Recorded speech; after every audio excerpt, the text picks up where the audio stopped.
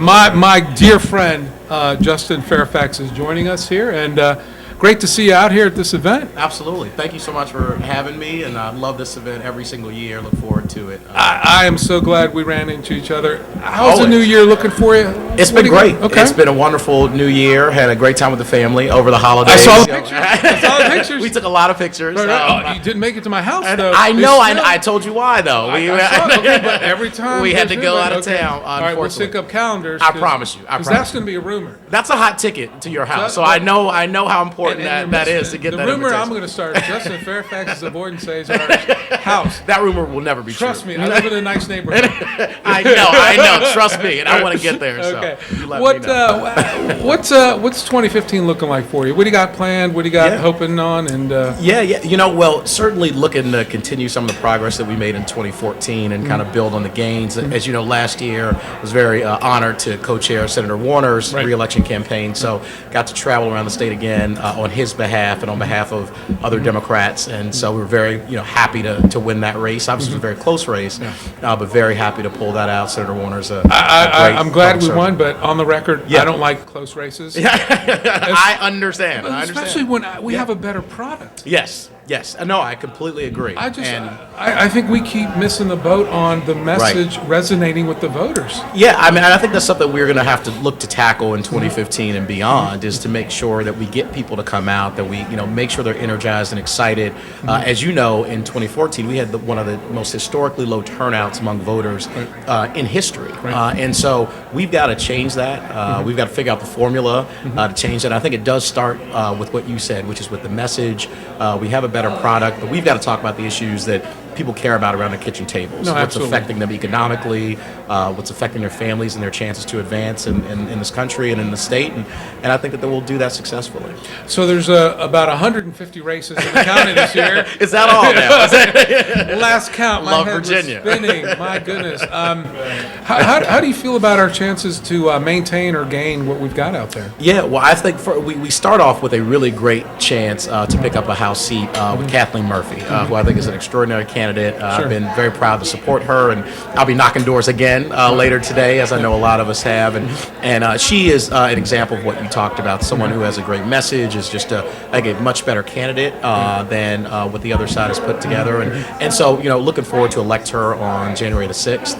And then going forward from there, Kevin Sullivan down in Richmond is a wonderful candidate. I've gotten a chance to talk with Kevin actually over the last couple of years, and really hardworking, great guy talking about bread and butter economic issues. And I think that'll resonate very well down the 74th. And I think going beyond there, as you said, about 148 other races at not only in the General Assembly, but at the municipal and local level. I was just talking Fairfax County.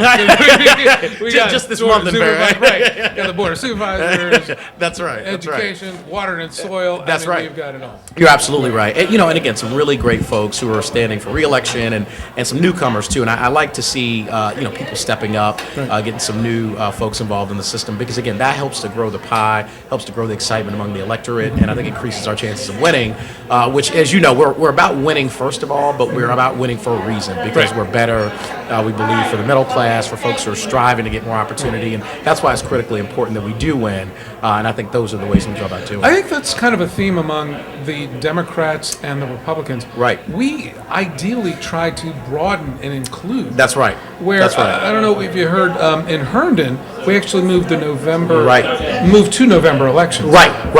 And the arguments people were making to keep it in May was, well, we want quality voters. We want knowledable voters on the issues. I'm like, look, as an American, I have a right to vote on stuff I don't know anything about. That's right. And what we found is, first of all, those, as you know, are often code words or buzzwords. When they say quality or knowledgeable voters, they just want the voters that they can handpick, or their voters.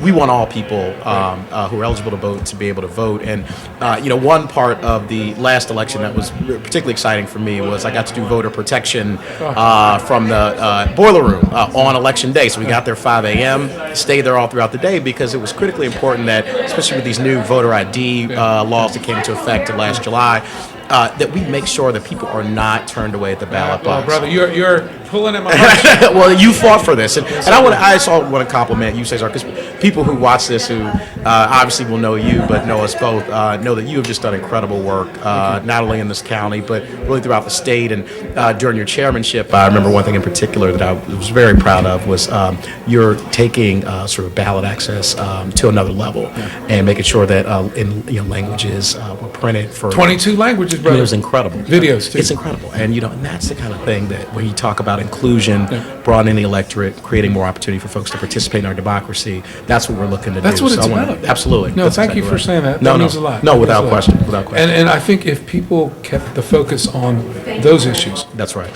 I think we would start to get people to understand who we really are about. That's exactly and right. we won't lose to these little buzzwords and that's right. sound bites. That's right. That's right. I just think, we're our worst enemy. That's right. We often when it comes to messaging, we try to cram too much details and it puts people to sleep. Yeah. Because they're busy.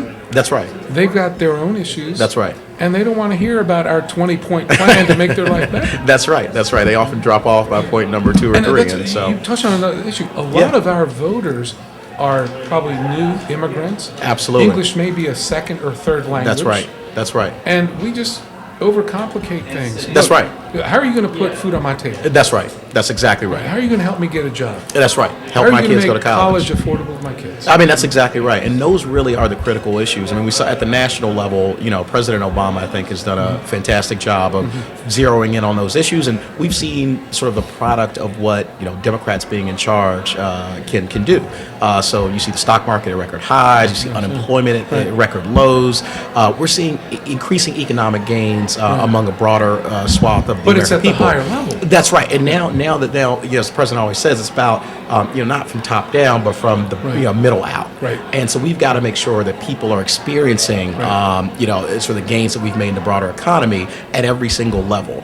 And just as importantly, that people feel like they have economic mobility. Right. That really is the key, Absolutely. And that's what the American story is all about. It's no matter where you start, no matter where you come from, no matter what your last name is, you get a shot. You get the opportunity. Right. I mean, that's what makes America special. That's right. You're not forced or predestined to injure sort of your career, your life in any particular way. Right. You always have a shot to advance in America. That is uniquely American. It really is. It really is. And that's now you're tugging at my heartstrings because that really is the story that it makes me a Democrat. That's right. As well, because we believe that to our core. Yeah. And I think when you take away sort of everything else and you get that message across, that's when we really win. So here's for me what delineates Republicans from Democrats these days. Yeah. Today you have corporations, record profits. Right.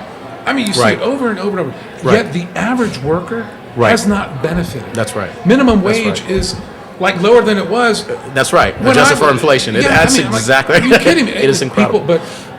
Why do people still vote for policies that are against their own self-interest or their families? Right. I think part of it is, you touched on it earlier, it's the way that we express that message. And you'll get, again, sort of, buzzwords and things that sound good on the surface that the other side puts forward, but it's exactly antithetical to what people's interests are oftentimes. So we've got to, be very clear about our language, demystify what the other side has done. But again, I think just as importantly, we do better when we grow the pie, when we broaden the number of people who participate in our democracy, because Republicans oftentimes rely on lower voter turnout. I mean, we see this, through voter ID laws, but also in off-year elections. Right. The refrain I hear all the time is, if it's lower voter turnout, that's good for Republicans. Right. Well, if I were a Republican, I have a lot of good, friends who are Republicans and really wonderful people. I would not want that to be a defining characteristic of my party, that the fewer people participate, the better I do. Right. I want the exact opposite to be true. The more people who are involved, the better we do. And I think that's called representative government.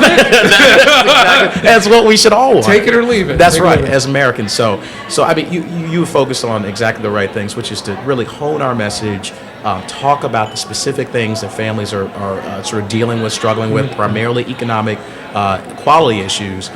And really drive those home to people and tell them how electing Democrats and what our policies mean will make their lives better, will improve their chances of economic security and opportunity. And I think that if we do that, we win.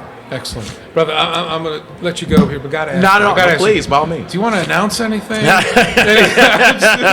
want to announce that I'm excited about your show. I think it is a wonderful thing. And again, you've been such a great leader. You're too kind, sir. And I mean that. And you're a friend. And so nothing personally to announce other than that we had a great Christmas, a great holiday. You come Always. Maybe at your house if I'm invited. Oh my God, that's a done deal, sir. Excellent. So thank you for everything Thank you you, do. sir. God bless you. Thank you. Thank you.